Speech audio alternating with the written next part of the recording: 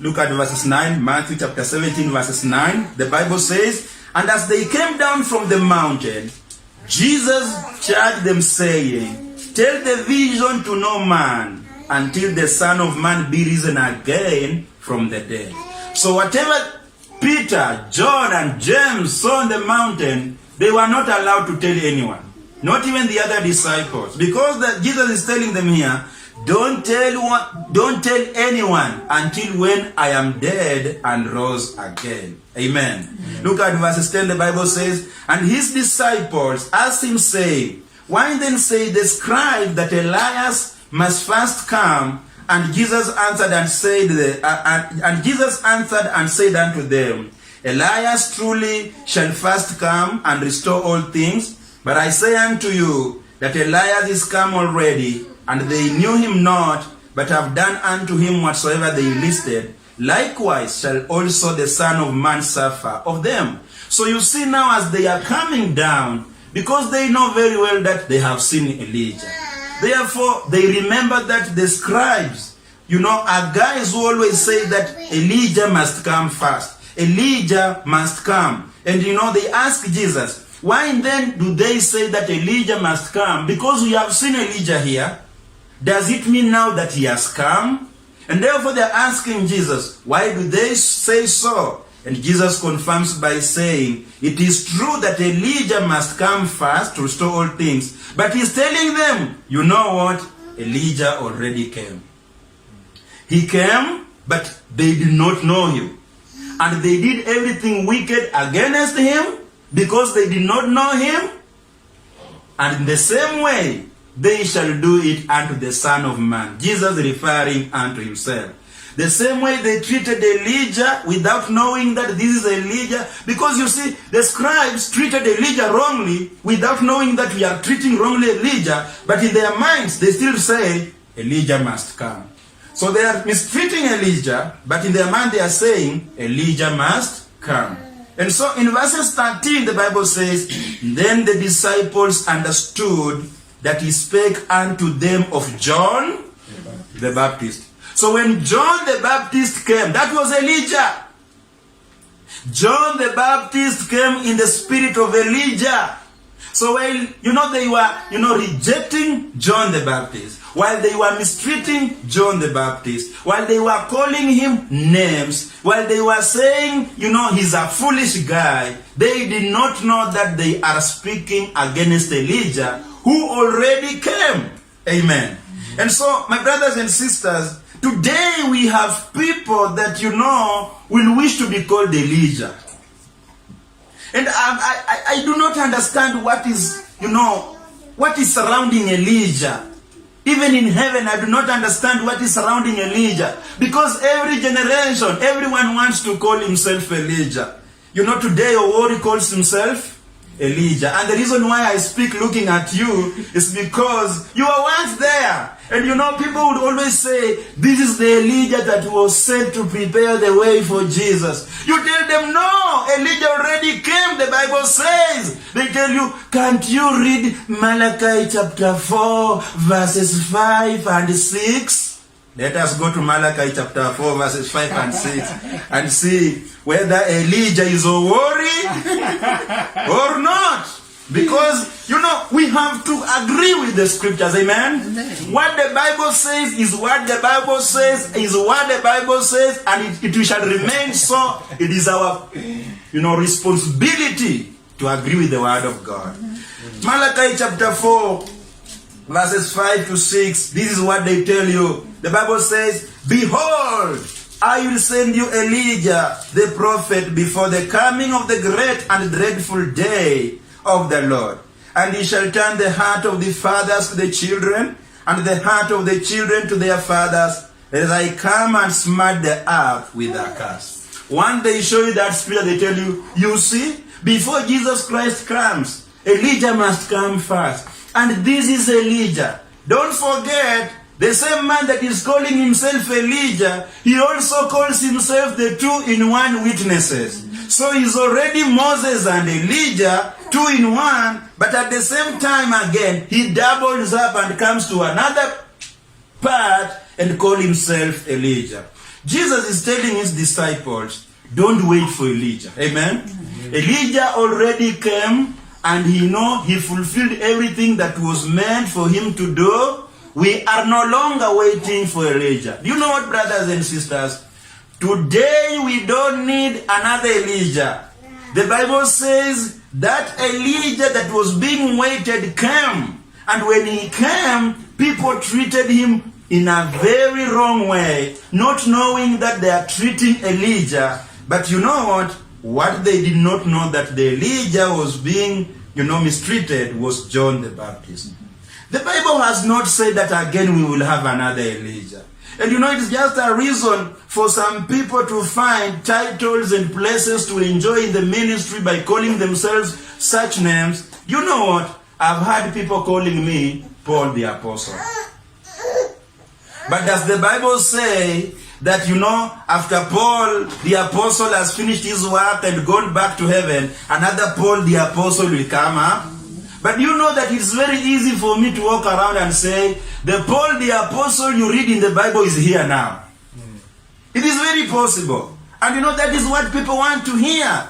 But it is against the scriptures. We are not allowed to add. We are not allowed to subtract. We are not allowed to plant ourselves in the Bible. We are allowed to preach it faithfully the way it is. Let me just shock you. Even John the Baptist himself, when he was around, he did not know that I am Elijah. He didn't. At no point was he able to come to a point and say, I am the Elijah that was said. This is a man that was focused, and he knew that my name is John the Baptist. I have come to prepare the way for Jesus Christ. Nothing more, nothing less. I am not Jesus Christ. I am not Elijah. But today, funny enough, people want to be called Elijah. People, John was right to come up and say, I am the Elijah. Amen? But he didn't. Look at John chapter 1 verses 19. John chapter 1 verses 19. John chapter 1 verses 19. John chapter 1 verses 19. The Bible says, and this is the record of John, when the Jews sent priests and Levites from Jerusalem to ask him, who art thou? So people are coming to John to ask him, tell us who you are. Look at verses 20. And he confessed and denied not, but confessed, I am not the Christ. Number one, he refused. He did not say he's Jesus Christ, but he denied. Amen. He told people, I am not Jesus Christ. If it was the Elijahs of today, just say, for example, he has been mandated to come and prepare the way for Jesus. Many men today that are seeking to be seen and to be recognized will easily say, I am Jesus Christ. Have we not heard many saying, I am God? This is the same thing. But John is so faithful to come to a point and say, I am not Jesus Christ. Look at verses 21. The Bible says, and they ask him, what then? Art thou Elias? Tell us, are you Eliah? Because John did not know that he's Eliah. And these people are asking him, are you Eliah? Because we are told Eliah will come. What is John telling them? And he saith, I am not. John is telling them, I am not Elijah. But Jesus knows that John is Elijah. But John himself cannot tell whether he is Elijah. You know what? There are seasons when God can send you in a spirit of another man of God, but you yourself may not know. You may do things according to the will of God in another spirit of a man of God who pleased God or whom God wanted, to use him in his generation, but God can still use him in this generation through another person. But you, the person, cannot know. So you can see that Elijah is faithful, John is faithful, and he tells them, I am not Elijah. But in real sense, Jesus is saying, John the Baptist is the Elijah. The spirit of this man called Elijah was in him.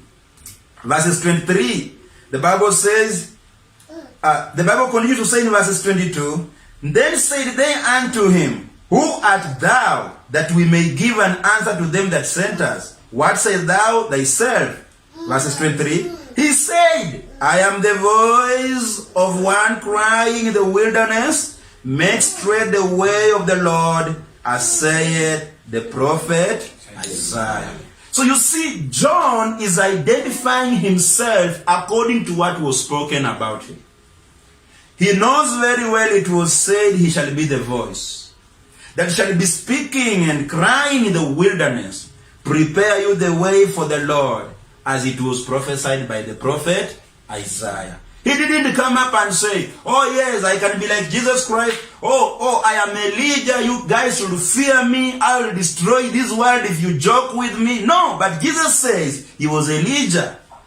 He was Elijah. And therefore it is wrong for Owori to say he's Elijah. Is he in the wilderness? He's in Runda. He's staying in a very good house. He's sleeping like a king. He drives big cars. He puts on expensive attires. Yet the Bible says the Elijah, who is John, was busy in the wilderness just surviving on locusts. And his attire was a skin of an animal.